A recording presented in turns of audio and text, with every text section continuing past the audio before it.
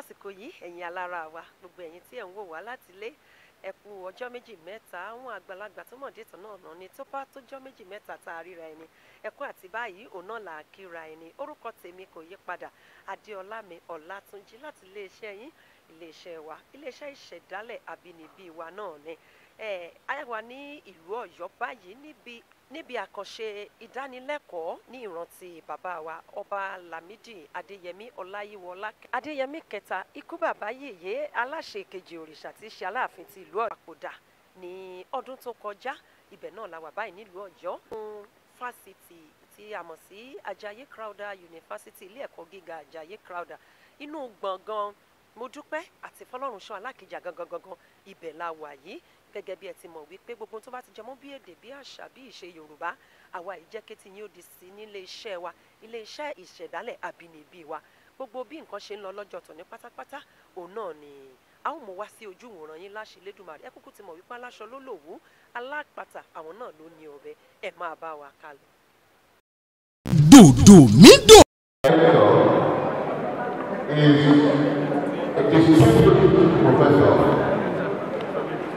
Who are very close in many Nigerian universities. Our lecturer is married with 2 children. Distinguished guests, ladies and gentlemen, may I now humbly invite our guest lecturer for the first anniversary lecture in honor of Oba Lámídì Ọláyíwọlá Pass on the glory to the president. Please welcome Professor Akinkunmi Ajibola Alao as he delivers his lecture on the topic which he will lay out. So please put your hands together for Professor Akinkunmi Ajibola Alao, our guest lecturer. Keep it going, keep it going.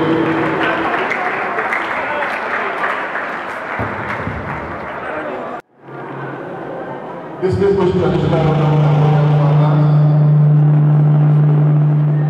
the Oyo Indian led diversion, members of the Odun and employee treating families of the job, management and staff and students of Akanse University and other tertiary institutions represented here today,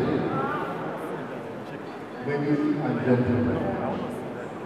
Let me, at this point, praise your indulgence to recognize and appreciate my teacher who came in to share this information with us. And I refer especially to Dr. Adebile Ogunmola.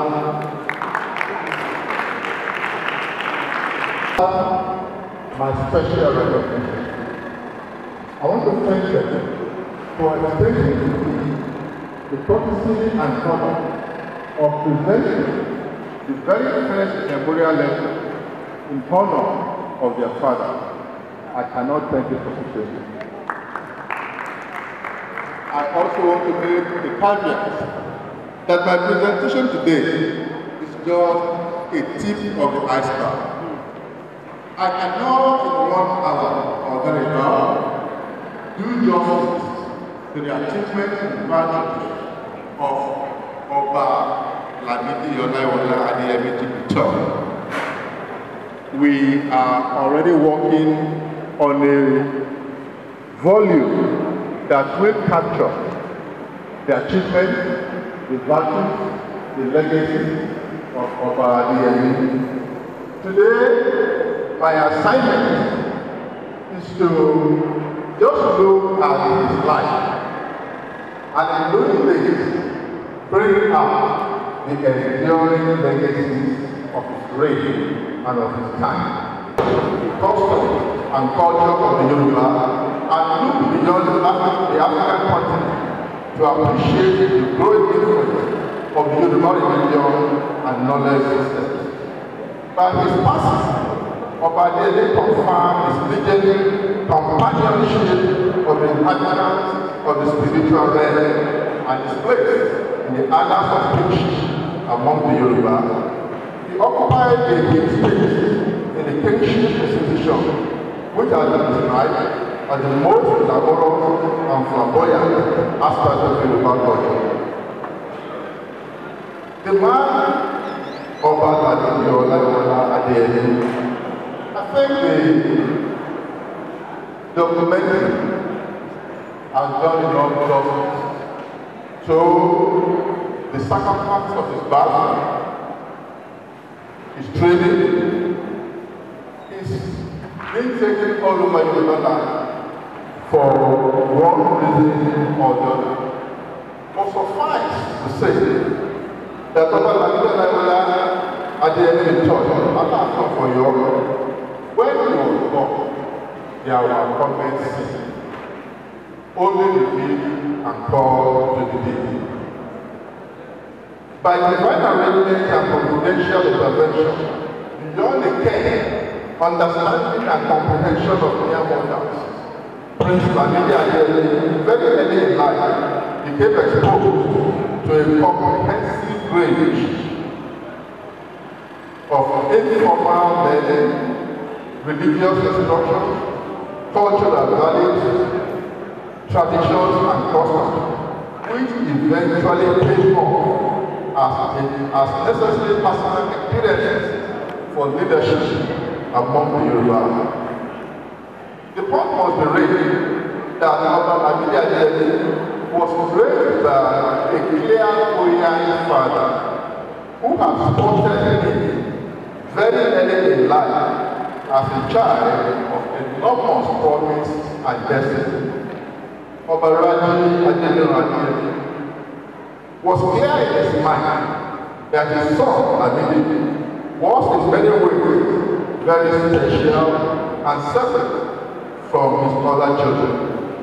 It is said that Idanilekoo had a big family that included more than 100 wives. Despite his age and position in the family, Idanilekoo became easily identified with wisdom, native intelligence, eloquence, independence, and unquenchable love for knowledge. He was inquisitive, curious, and restless in the pursuit of excellence in whatever he did, even as a youngster.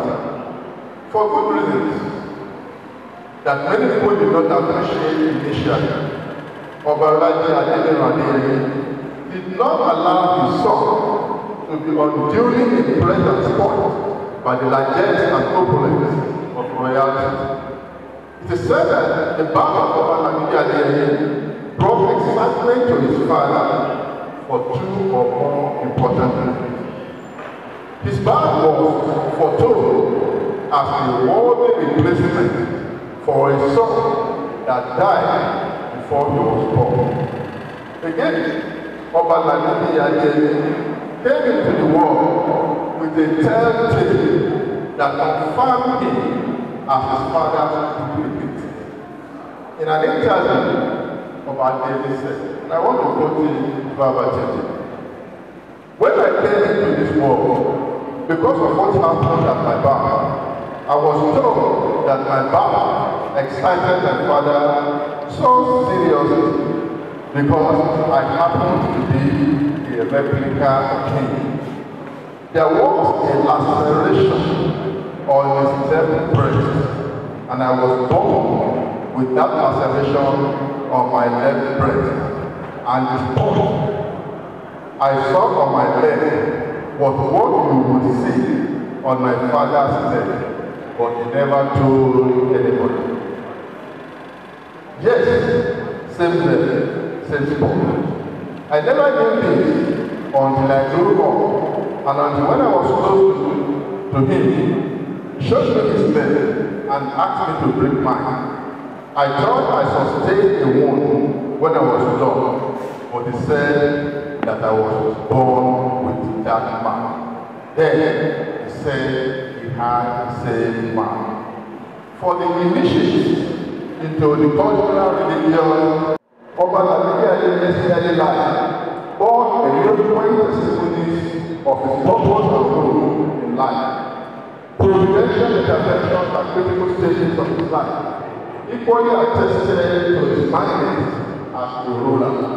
He was raised by so many hands and taken away from the comfort and bliss of living in the palace with other members of the royal family. His father became the Alaafin when Idanilekoo was behind 7 years old. He was obviously the closest companion of his father, especially after the death, was not unconnected to the diabolical machinations of those who either envied her or threatened by her relationship with their husband. The death of her first son was not only devastating, but equally a foretaste of what to come. The circumstances of her death and events after pointed to a grand design to frustrate and foreclose her role as Olori. She became the only wife of Prince Adeyemi, who did not live to see her husband assume the role, prestige, glamour, and power of the Alaafin. She died before her husband was ordained king and never enjoyed royalty and all its accoutrements. The earlier years of Oba Lamidi Adeyemi were spent at Idanilekoo, later known and recognized as Odun. The formative years were characterized by exposure to the best of Yoruba culture and social traditions. It was introduced to those cherished values that he did not consider as foundations for successful engagement with life and the larger human community. The canons of respect for elders and considered authorities, Spartan discipline, life above board in transparent honesty, discipline, diligence, and fairness remain the guiding principles in parenting among the Yoruba. The Yoruba child of Oba Adeyemi's age and time was also expected to demonstrate very strong faith in God as the ultimate lawgiver. He was taught, he was enjoined, and he was compelled to live a life above reproach in the fear of God. Oba Lamidi Adeyemi sojourned, as he said, under the tutelage of Alaafin, an Islamic scholar, and his encounter with abject poverty as a pupil of a poorly funded Islamic school conjointly gave him the opportunity of baptism in strict wisdom. So, interestingly, Oba Lamidi Adeyemi was recalled to Oyo, where he continued his elementary school education at the renowned St. Andrew's College Demonstration School. The school had been established as the training ground for the students of the teacher training institution. It would be recalled that the Church Missionary Society, the CMS, had established a training institute first in Abeokuta between 1853 and 1867, then in Lagos 1816 to 1899, and finally in Oyo in 1896. The name was secretary to St. Andrew's College in 1920 during the presidency of Reverend University. At the inception, admission to CMS Training Institute was based on the strong recommendation of the district church superintendent, with special emphasis on the character and interest of prospective clergy in church work. It was much later. Dáadáa ni bàbá Ọba Lamidi Adeyemi. Inú mi dẹ̀ dùn pé àwọn ọmọ wọn ń ṣe ìrántí wọn ní òní. Bàbá tó fẹ́ràn gbogbo wa ni.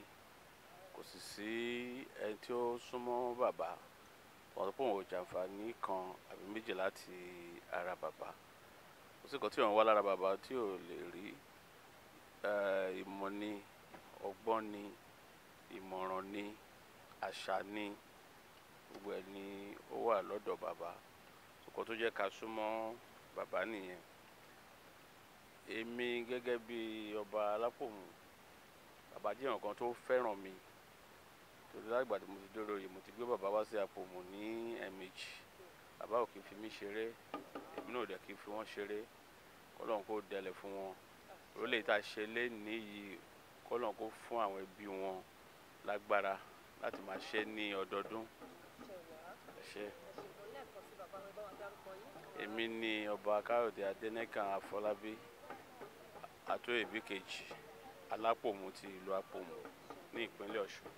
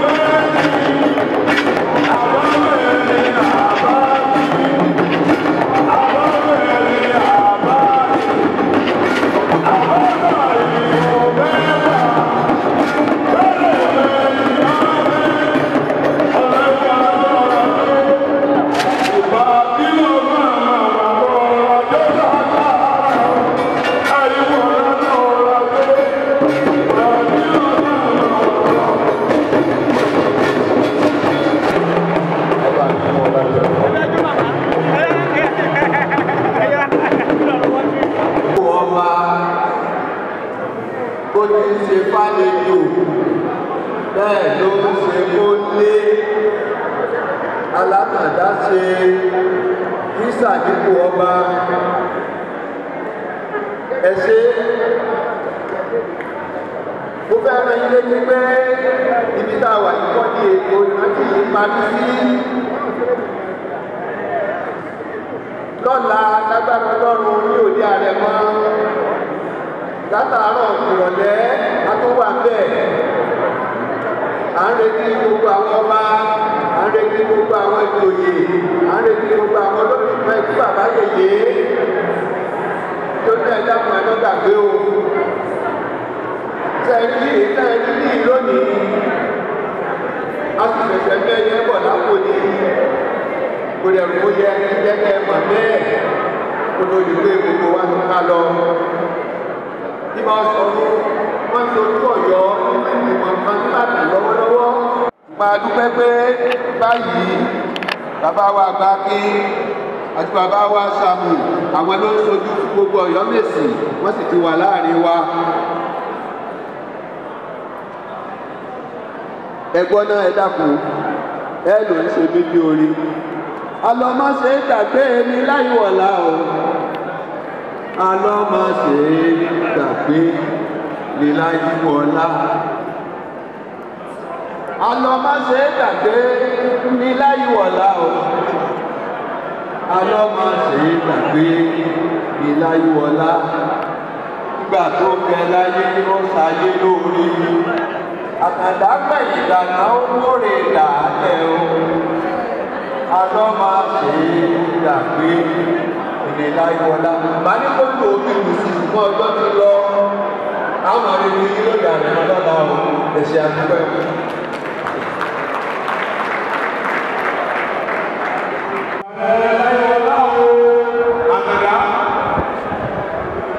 Ìbàrẹ̀ láyọ̀ọ́lá alọ́mọ́sí gbàgbé bí bàbá wa ṣe sọ. Bàbá dáadáa òun rẹ̀ la ní sásọ̀ yóò òun rẹ̀ gbogbo lọ́balọ́ba nílẹ̀ Yorùbá ní sásọ̀ lọ́wọ́lọ́wọ́ báyìí. Láyọ̀ọ́lá ìdá ẹ̀jẹ̀ àwọn olórúkọ ẹ̀jẹ̀ tó bá wà báyìí. Ọba wà báyìí. Káàlì wíwá ti dámọ́. Káàlì wọ́pọ̀ tó kẹ́kọ̀ọ́ láwùjọ lọ́balọ́ba. Òun ní kọ́ wa bá ṣe sọ́gbà. Òun ní kọ́ wa bá ṣe rírì tí wọ́n fi ọkọ̀ bá ní kúrọ̀. Gbogbo akọ́kọ́ àtàdá ló kà ó sì sùn mánàdá làbí ọba ti bẹ lára wọn. Gbogbo àwọn ọmọ náà àwọn bá tàdá yẹn kó o sùn mánàdá ẹ bá pàdé wọn lóde ẹ ọkọ̀ bá ní wọn. Àtàdá lọ ọlọ́wọ́ ọlọ́wọ́ tẹ̀lé ní ìrìn àjò. Nígbà tí mo dé orí oyè mo borí ìtẹ̀ bàbá mi ní 2009. Mo rántí pé ní òkòtò ọba mẹ́fà péré lọ́ládé ọba mẹ́fà péré lọ́ládé. Mo wá sẹ́wọ̀n ọba tó bá ní bá tó kí ló dé ní òkè bẹ́ẹ̀. Wọ́n lágbára àwọn ọ̀kẹ́. Mo wá lọ bá bàbá. Mo dá lọ bá bàbá. Bàbá òkè òkè lásán ọ̀gbọ́n Ọ̀yọ́. Fún òun tó jẹ́ kí ẹ̀sìn àwọn bàbá náà wá. Ó fi jẹ́ kí ọba bàbá péré adé bí oní bí dẹ́nu kápọ̀ mi. Bàbá ní ẹ̀jẹ̀ ládé. Bàdé ẹ̀jẹ̀ lóhùn ẹ̀jẹ̀ ládé. Ẹ̀jẹ̀ ayẹyẹ kápọ̀ wà lónìí. Bàbá òun ní ọmọdé ní wípé ọmọ kékeré ní bàbá ti bẹ̀rẹ̀ ṣiṣẹ́ lórí rẹ̀. Lónìí lókè òkú ọba àti wáhùn ọba aládé ọba àti wáhùn ọ̀dádé. Nígbà tí bàbá ọmọ ọkọ̀ ẹja àjọ ìdàrú. Àwọn òwe wà ọgbọ́dọ̀ fúnfún aláàtàlà ọ̀gá sísè. Ẹ̀yin ọ̀yọ́ ẹ̀sìn àkọ́kọ́ tó ní omi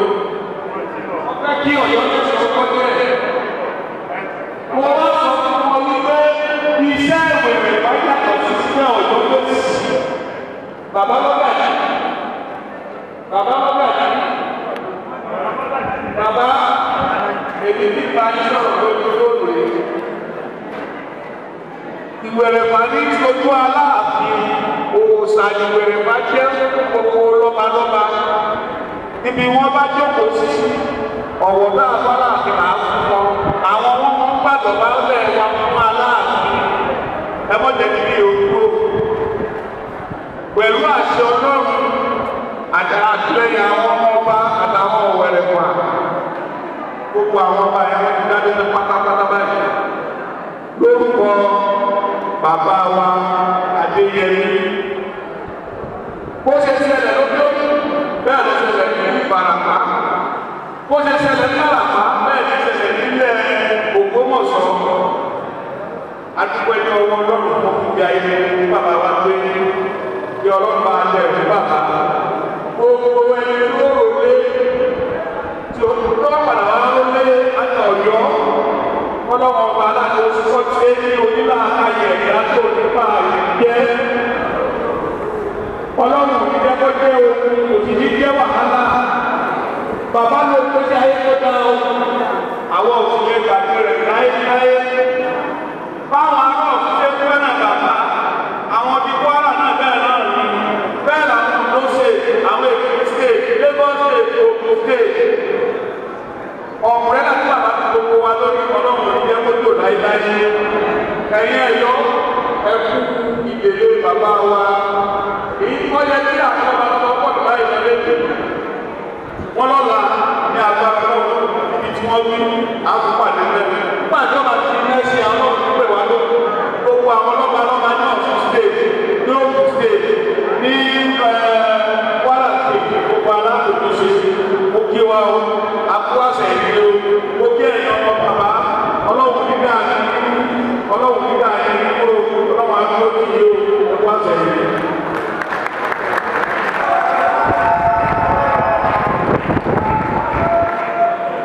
Ní orúkọ bàbá wa Azan Ọ̀rọ̀lọ́lá Adéyẹmí lọ́jà tí gbogbo àwọn olóòtú pátápátá.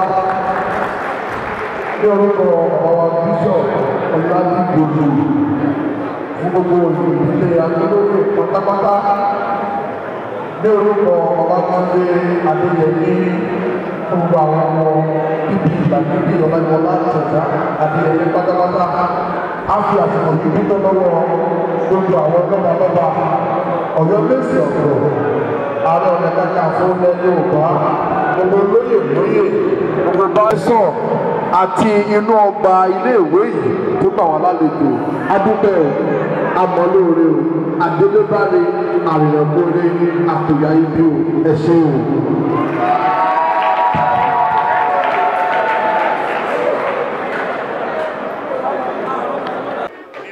Alaafin is purely a traditional soup, and the process have to be done